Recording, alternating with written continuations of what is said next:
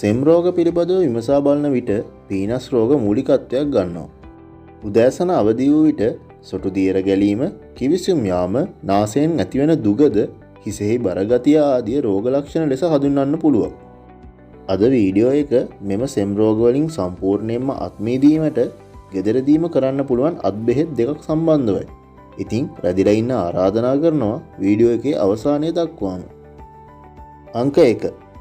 අවශ්‍ය ද්‍රව්‍ය කොත්තමල්ලි gram 200ක්, අමුයිගුරු gram 200ක්, පිප්පිලි කරල් gram 50ක්. මෙම ඖෂධ වෙන වෙනම සෝදා පිරිසිදු කර වේලා ගන්න. අමුයිගුරු සිහින්න කපා ගැනීමෙන් වියලා ගැනීම පහසු වෙනවා. මෙම ඖෂධ හොදින් වේලාගෙන ඒවා වෙන වෙනම සිහින්න කුඩු කරගන්න. පසුව මෙම ඖෂධ තුනම එකට හොදින් කලවම් කර සුළං නොවදින භාජනයක අසුරා තබන්න. දිනපතා උදේ සවස හොදින් පැසුණු උණු වතුර කෝප්පයකට සකසාගත් ඖෂධයෙන් තේ හැන්දක් බැගින් දමා මදක් නිවුණු පසු පානය කරන්න. මෙම ඖෂධය පානය කරන පළමු දිනයේ සිට යහපත් ප්‍රතිඵල ලැබෙන අතර සියලුම සෙම් රෝග සමනයටත් ශරීරයේ ප්‍රතිශක්තිකරණය වර්ධනයකටත් හේතු වෙනවා. අංක 2. අවශ්‍ය ද්‍රව්‍ය ඉගුරු ග්‍රෑම් 100ක්, තිප්පිලි කරල් ග්‍රෑම් 50ක්, ගම්මිරිස් ග්‍රෑම් 50ක්.